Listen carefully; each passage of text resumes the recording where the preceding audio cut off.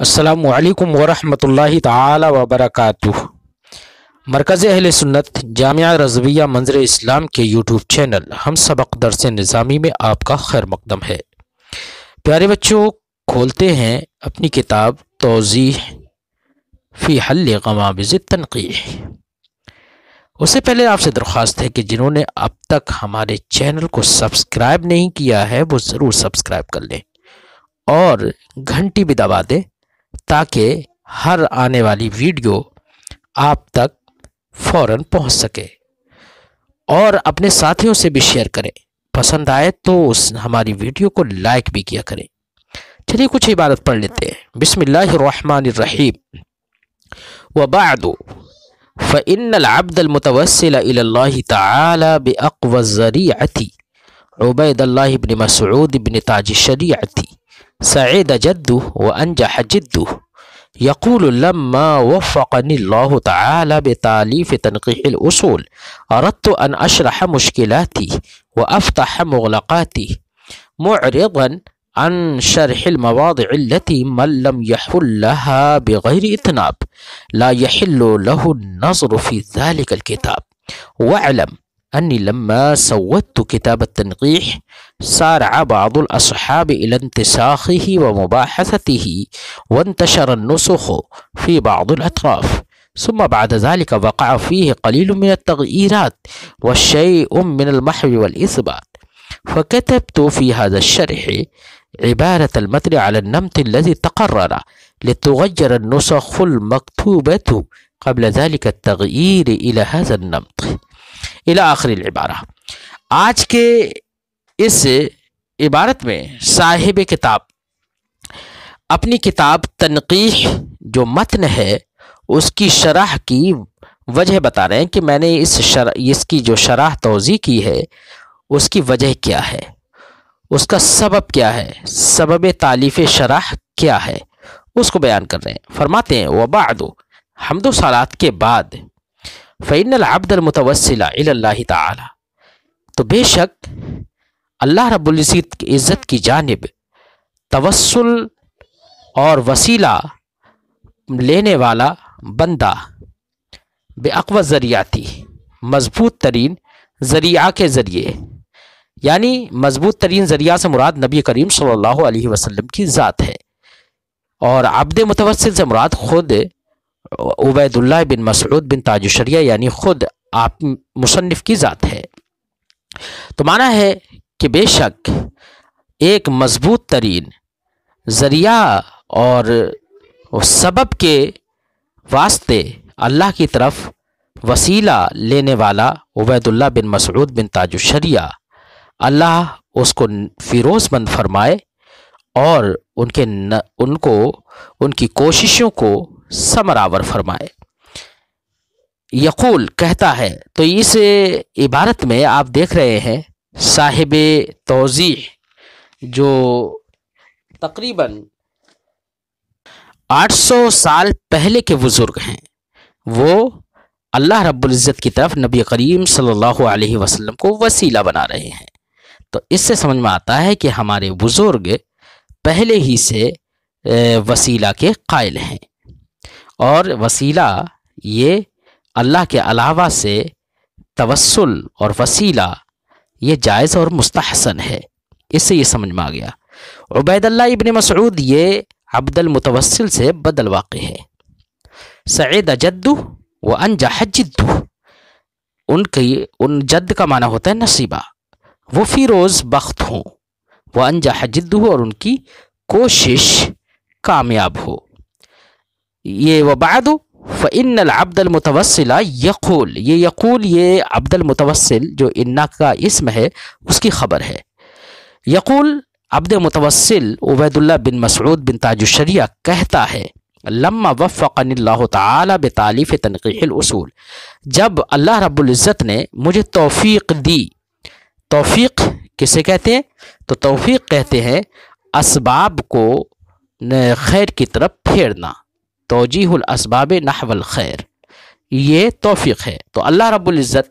بھلائی کے اسباب فراہم کر دے، یہی توفیق ہے۔ کہتے ہیں کہ جب اللہ نے مجھے تنقیح الاصول جو متن ہے اس کی تالیف کی توفیق عطا فرمائی تو اس کے بعد میں اردت ان اشرح مشکلاتی، تو میں نے چاہا کہ اس تنقیح الاصول متن کے مشکلات کی شرح کر دوں، وہ افتح مغلقاتی، اور اس کی مغلق جگہوں کو کھول دوں۔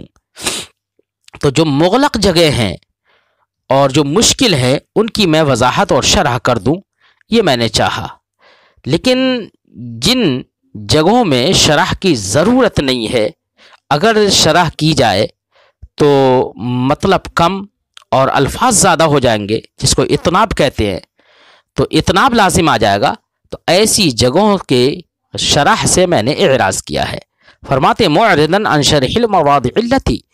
اعراض کرتے ہوئے ان جگہوں کی شرح سے التي من لم يحل لها بغیر اتناب، کہ جن جگہوں کو وہ شخص جو حل نہ کرے بغیر اتناب کے، یعنی اگر ان کو حل کیا جائے، ان کی شرح کی جائے تو اتناب لازم ہے، بغیر اتناب کے شرح نہ ہو، اس کو حل نہ کیا جائے۔ لا یحل، تو ایسا شخص جو بغیر اتناب کے حل نہ کرے اور حل کرے تو اتناب لازم آئے، جبکہ اتناب کسے کہتے ہیں؟ مطلب کم ہو اور الفاظ زیادہ ہوں۔ تو اگر اتناب سے حل کرنا کوئی چاہے اسے اتناب کے ساتھ، تو اتناب تو تبھی لازم آئے گا جبکہ ان کی شرح کی ضرورت نہیں ہوگی۔ تو اس لیے صاحب کتاب فرماتے ہیں کہ ان جگہوں کی شرح سے میں نے اعراض کیا ہے کہ اگر کوئی شخص بغیر اتناب کے ان کو حل نہ کرے، لا یحل له النظر فی ذلک الکتاب، تو ایسے شخص کو میری اس کتاب میں غور و خوض اور نظر کرنا جائز اور حلال نہیں ہے۔ یعنی وہ جگہ ایسی ہیں جن کو بغیر شرح کے حل کیا جا سکتا ہے، لہذا اگر ان کی بھی شرح کرے کوئی شخص تو اس کا مطلب اتناب لازم آئے گا۔ لہذا صاحب کتاب فرماتے ہیں جو اتناب کے بغیر ان جگہوں کو حل نہیں کر سکے تو اس کو اس کتاب میں دیکھنا جائز نہیں ہے، حلال نہیں ہے۔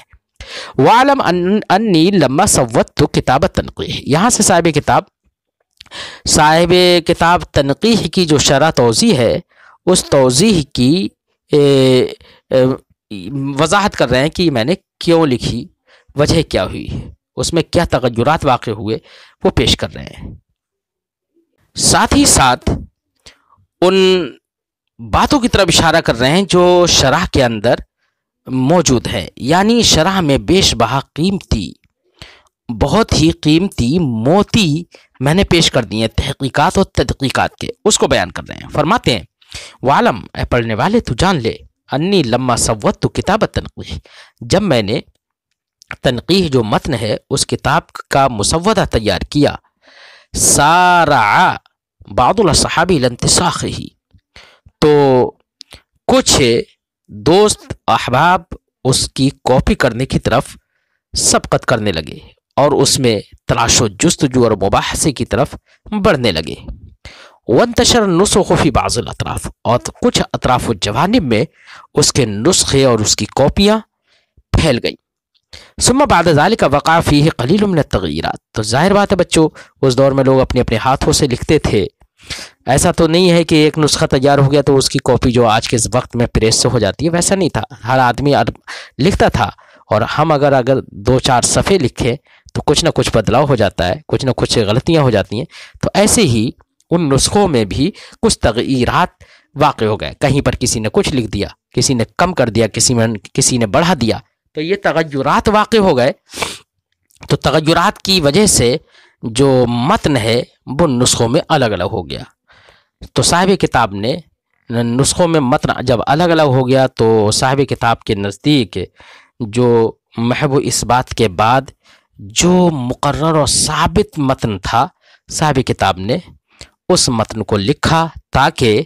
جو اس سے پہلے نسخوں میں تغیر ہو چکا تھا ان تغیر شدہ نسخوں کو اس نئے الگ جو جس طرز پر میں نے عبارت لکھی اس طرز پر ان کو بدل لیا جائے۔ صاحب کتاب فرماتے ہیں ثم بعد ذلك وقع فيه قلیل من التغیرات، پھر اس کے بعد اس میں کچھ تغیرات اور کچھ بدلاؤ واقع ہو گئے، وشیء من المحو والاثبات، اور کچھ محو اثبات واقع ہو گئے کہ کہیں پر کچھ کم کر دیا، کچھ مٹا دیا، کہیں پر بڑھا دیا۔ فكتبت في هذا الشرح شرح عبارت المتن، تو میں نے اس شرح میں متن کی عبارت لکھی ہے علت نمط، اس طرز پر الذی تقررہ، جو محو اس بات کے بعد میرے نزدیک متقرر اور ثابت ہوئی۔ کیوں لکھی یہ اس طرز پر؟ لتغیر النسخ المکتوبہ قبل ذلك التغییر الی ھذا النمط، الی ھذا النمط کا تعلق ہے لتغیر سے، لتغیر النسخ المکتوبہ، تاکہ، اور قبل ذالک التغییر یہ متعلق ہے المکتوبہ سے، النسخ المکتوبہ سے، معنی ہوگا کہ یہ میرے تغییر اور میرے بدلنے سے پہلے جو نسخے لکھے جا چکے تھے ان نسخوں کو تاکہ بدل لیا جائے الی ھذا النمط، اس طرز کی طرف جس طرز پر میں نے عبارت لکھی ہے۔ ثم لما تیسر اتمامہ، پھر جب اس کا اتمام میسر ہوا، یعنی اس کی شرح جب مکمل ہو گئی، وفض بالاختتام ختامہ، اور اختتام کے ذریعے سے اس شرح کے ختام اور منہ کو توڑ دیا گیا، کھول دیا گیا۔ فض، یہ فض یفض فضا، اس کا معنی ہوتا ہے کھولنا اور توڑنا۔ ختام مٹی کے اس ڈھکن کو کہتے ہیں جس سے گھڑا وغیرہ یا کسی بھی چیز کو بند کر دیا جائے، منہ کو بند کر دیا جائے۔ یہاں پر صاحب کتاب نے اپنی شرح کتاب جو ہے، شرح کو اس کے تمامیت سے پہلے، اور کیونکہ تمام ہونے سے پہلے مخلوق کی نظروں سے محجوب تھی، چھپی ہوئی تھی، اس کو محجوب ہونے کی وجہ سے شیء مختوم کے درجے میں رکھا، یعنی اس شے کے درجے میں رکھا جس کی مخزونات اور جس کی چھپی چیزوں پر کوئی مطلع نہیں ہوتا ہے۔ پھر بعد میں جب وہ مکمل ہو گئی تو تمام تر طالبین پر اس کو پیش کر دیا، تو اس پیش کرنے کو تعبیر کر دیا ہے صاحب کتاب نے فض بالاختتام ختامہ سے، یعنی تمامیت کے بعد اس کو مطالعے کی اجازت سب کو دے دی گئی، روکا نہیں گیا، تو اس کو فض الختام کے ذریعے سے تعبیر کیا ہے۔ تو گویا کہ اپنی کتاب کو مکمل ہونے سے پہلے تشبیہ دی رحیق مختوم سے، اور رحیق مختوم سے تشبیہ دینے کے بعد مشبہ بہ کو حذف کر دیا اور اس کا ایک مناسب ختام کو ذکر کر دیا ہے۔ تو اس میں استعارہ بالکنایہ ہوگا ختام میں۔ مشتملاً علی تعریفات، اس حال میں کہ یہ شرح مشتمل ہے تعریفات پر، وحجج مؤسسۃ علی قواعد معقول، اور ایسی دلیلوں پر مشتمل ہے جن دلیلوں کو بیان کیا گیا ہے منطقی قواعد کے طرز پر، منطقی قواعد پر، وتفریعات، اور ایسی تفریعات پر مشتمل ہے مرصصۃ بعد ضبط الاصول، جن کو موتیوں سے جڑ دیا گیا ہے اصول اور بنیادی قاعدوں کو مضبوط و محکم کرنے کے بعد، وہ ترتیب انیق، اور یہ شرح ایک عمدہ ترتیب پر مشتمل ہے، ایسی عمدہ ترتیب پر لم یسبقنی علی مثلہ احد، کہ اس جیسی ترتیب کی طرف مجھ سے پہلے کوئی نہیں گیا، تو مجھ پر سبقت کسی نے نہیں کی۔ یہاں پر صاحب تلویح نے ایک بات یہ کہی ہے کہ لم یسبقنی، مجھ پر تو سبقہ کا صلہ اعلیٰ نہیں آتا ہے بلکہ الی آتا ہے، کیونکہ ظاہر بات ہے یہاں پر سبقت کرنے کے معنی میں تو یہ الی، یہاں اس کا صلہ الی آتا ہے، اس لیے صاحب تلویح نے کہا ہے کہ یہ مصنف کی طرف سے تسامح ہے، اور مصنف صلات کے استعمال میں جگہ جگہ تسامح کرتے رہتے ہیں۔ لیکن اس کا جواب یہ دیا جا سکتا ہے کہ لم یسبق بمعنی سبقت کرنا کا ہو تب تو صلہ الی آنا چاہیے، لیکن مصنف کا مقصود ہے کہ سبقت کے ساتھ ساتھ غلبے کا معنی کو بھی وہ منتظم ہو جائے، اور غلبہ کا صلہ اعلیٰ آتا ہے، تو تضمین کا معنی پیدا کرنے کے لیے اعلیٰ صلہ لے آئے، اس لیے صاحب تلویح علامہ سعد الدین تفتازانی علیہ رحمت و رضوان کا اعتراض کرنا اور تسامح بتانا یہ ٹھیک نہیں ہے۔ فرماتے ہیں مع تدقیقات غامضہ، ایسی عمدہ ترتیب پر مشتمل ہے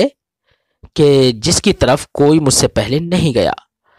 مع تحقیقات غامضہ، ساتھ ہی ساتھ بڑی ہی نکتہ آفرینیاں بھی ہیں، بہت باریکیاں بھی رکھی ہیں میں نے۔ لم یبلغ واحد من فرسان هذا العلم الى هذا الامد، ایسی باریکیاں رکھی ہیں کہ اس کی غایت اور انتہا تک اس علم کے شہ سواروں میں سے کوئی نہیں پہنچا ہے، یعنی میں منفرد ہوں جس نے ایسی باریک باتیں کہی ہیں، اور اس میں کوئی شک نہیں ہے کہ توضیح اپنی تحقیقات اور تدقیقات کی بنا پر دیگر اصول فقہ کی کتابوں سے ممتاز ہے۔ امد کا معنی ہوتا ہے غایت اور انتہا۔ جعلتہ عراضۃ، میں نے اس شرح کو عراضہ بنایا۔ عراضہ کا معنی ہوتا ہے بچوں میں نے اس کتاب کو تحفہ بنایا۔ تو عراضہ کا معنی کیا ہوتا ہے؟ تحفہ۔ میں نے اس کتاب کو تحفہ بنایا۔ بل بضاعۃ مزجاۃ، مزجاۃ کا معنی ہوتا ہے قلیل، بلکہ ایک چھوٹی سی اپنے لیے پونجی بنائی ہے کہ کس کی بارگاہ میں حاضر کرنے کے لیے؟ لحضرتی، اس سے شخصیت کی بارگاہ کے لیے، من حق ان یوشح بذکرہ صدور الکتب والاسفار، جن کو یہ حق پہنچتا ہے کہ ان کے ذکر سے کتابوں کی دیباچے اور کتابوں کی افتتاحیہ کو ان کے ذکر سے آراستہ کیا جائے۔ تو اسفار یہ صفر ان کی جمع ہے، صفر بمعنی کتاب، صدور الکتب والاسفار۔ تو یہاں سے صاحب کتاب یہ بتانا چاہ رہے ہیں کہ میں نے اس شرح میں بادشاہ غیاث الدین بن شمس الدین کا ذکر کیا ہے، اس سے لوگ یہ نہ سمجھیں کہ اصحاب ثروت سے کی طرف یہ راغب تھے۔ تو بیان کرتے ہیں کہ اصحاب ثروت اور ارباب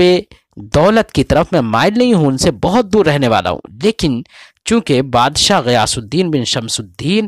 نہایت ہی عمدہ خصلتوں کا حامل اور دین و شریعت کا پیکر شخص ہے، اور اسلام اور مسلمانوں کی حمایت و نصرت اس نے اپنے وقت میں کی ہے، علماء کی قدر کی ہے، اس لیے ان تمام القابات اور ان تمام خصائص کی بنا پر یہ لازم تھا کہ کتاب کے شروع میں اس کا ذکر کیا جائے، تاکہ اس کتاب کی بھی نشر و اشاعت صحیح سے ہو سکے اور دین کی مزید وہ خدمت کرے، اس لیے میں نے اس کا ذکر کیا ہے۔ فرماتے ہیں بلکہ میں نے اس کو ایک ہلکی سی پونجی بنایا اپنے لیے،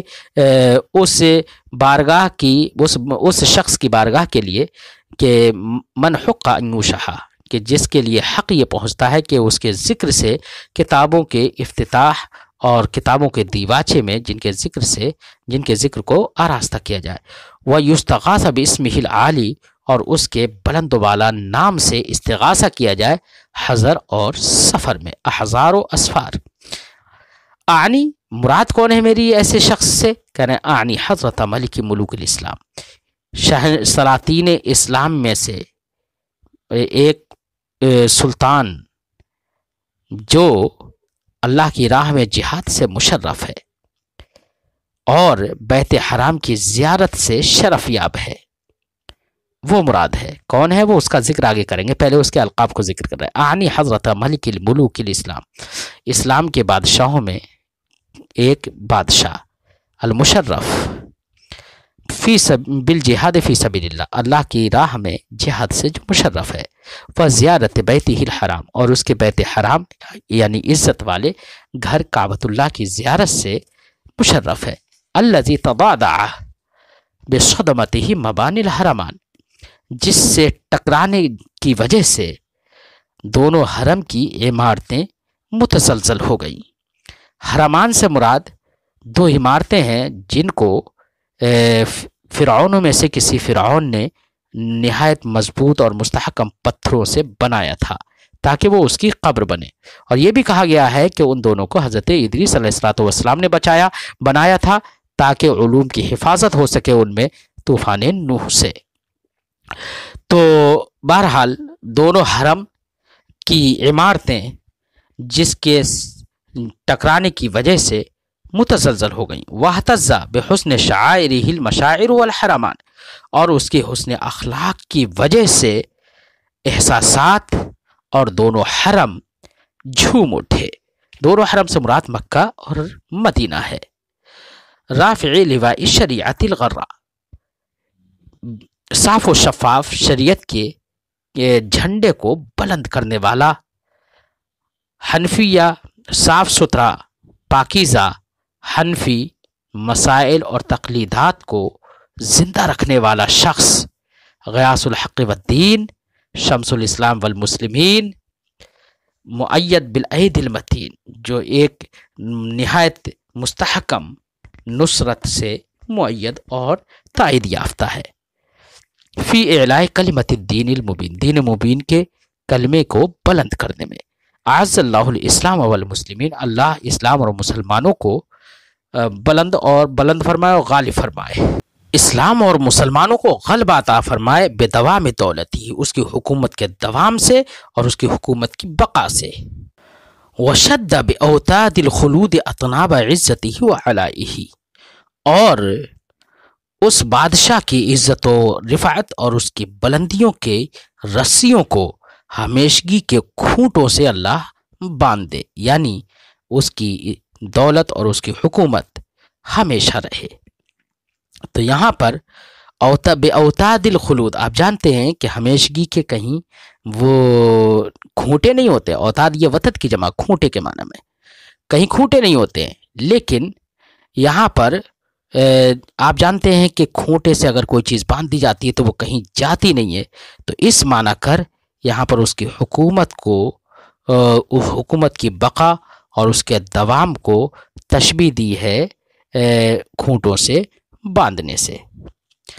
وشد باوتاد الخلود اطناب عزتہ، تو اور آپ یہ بھی جانتے ہیں کہ عزت و بلندی کی رسیاں نہیں ہوتی ہے، یہاں پر بھی تشبیہ دی ہے رسیوں سے عزت و بلندی کو، اور پھر مشبہ اور مشبہ بھی دونوں کے مناسبات کو ذکر کر دیا ہے۔ یہ استعارہ مطلقہ ہے۔ فرماتے ہیں فَهُوَ الَّذِي قَامَ بِتَقْوِيَةِ الدِّينِ الْقَوِيمِ، کیونکہ یہ وہ بادشاہ ہے جس نے دین قویم کو مضبوط کیا، فی زمان ضعفہ و فتورہ، دین کی کمزوری اور اس کے ناتوانی کے زمانے میں، واستقل بکمالہ برفع قصور الشرع فی اوان قصورہ، اور اپنی کمالات کے ذریعے سے وہ شریعت کے محلوں کو بلند کرنے میں مستقل رہا، فی اوان قصورہ، شریعت کے کوتاہ ہونے کے وقت میں، کوتاہ ہونے کے وقت میں اس کے محلوں کو بلند کرنے میں مستقل رہا۔ تو پہلا قصور وہ بمعنی محل ہے، قصر کی جمع ہے، اور دوسرا قصور یا قصر یقصروں سے مصدر ہے قصور۔ وَأَوْقَدَ بَعْدَ الْخُمُودِ لِاشْتِعَالِ نُورِ الْحَقِّ نَارًا، اور نور حق کو روشن کرنے کے لیے بجھ جانے کے بعد آگ کو روشن کیا۔ وَأَظْهَرَ بَعْدَ الْإِنْمِحَاءِ فِي طَرِيقِ الدِّينِ الْقَوِيمِ سُلَّمًا وَمَنَارًا، اور راہ دین میں مٹن پیدا ہونے کے بعد نشان راہ ظاہر کیے۔ وَإِخْتِصَاصُهُ بِهَذِهِ الْكَرَامَاتِ الدِّينِيَّةِ، ان دینی اعزازات سے اس کے مختص ہونے کی وجہ نے اوجبنی التوجہ الی جنابہ، مجھ پر لازم کر دیا کہ میں اس کی بارگاہ کی طرف رخ کروں، وتزئین دیباجۃ ھذا الکتاب بشرائف القابہ، اور مجھ پر یہ لازم کر دیا کہ میں اس کے ان عمدہ القابات سے اس کتاب کے دیباچے کو آراستہ کروں، ورنہ تو فإنی بمعزل عن الالتفات الی ابناء الدنیا، ورنہ تو میں ارباب دنیا کی طرف توجہ کرنے سے کہیں دوری پر ہوں، ومن مزخرفاتہم، اور ان کی نرنگیوں سے کہیں دور ہوں، فضلا ان اذکر فی کتب الشریعۃ شیئا من اسمائہ و صفاتہم، چہ جائے کہ میں شریعت کی کتابوں میں ان کے نام و صفات ذکر کروں، ان سے تو ویسی ہی دور ہوں، چہ جا کے ان کے نام و صفات کے شریعت کی کتابوں میں ذکر کروں۔ تو اس لیے میں نے ذکر کر دیا کیونکہ وہ بہت عمدہ ان تمام تر القاب اور ان تمام تر صفات کا پیکر تھا جن کا میں نے ذکر کیا۔ وہ کون ہے بادشاہ؟ غیاث الملت والدین، غیاث الدین بن شمس الدین۔ فرماتے ہیں ما قبل میں کہا تھا لما، جب میں نے، جب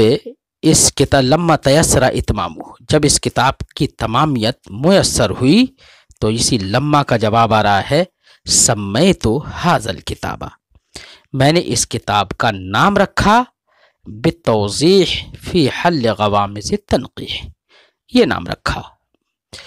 واللہ تعالی مسئول ان یعصم عن الخطأ والخلل کلامنا، اللہ رب العزت سے دعا ہے کہ وہ ہمارے کلام کو خطا اور خلل سے محفوظ فرمائے، وعن السہو والزلل اقلامنا واقدامنا، اور سہو اور لغزش سے ہمارے قلموں کو اور ہمارے قدموں کو محفوظ فرمائے۔ یہاں تک توضیح جو شرح ہے تنقیح کی، اس کا خطبہ مکمل ہو گیا۔ اب اگلے کو متن کا خطبہ شروع ہوگا۔ السلام علیکم ورحمۃ اللہ تعالی وبرکاتہ۔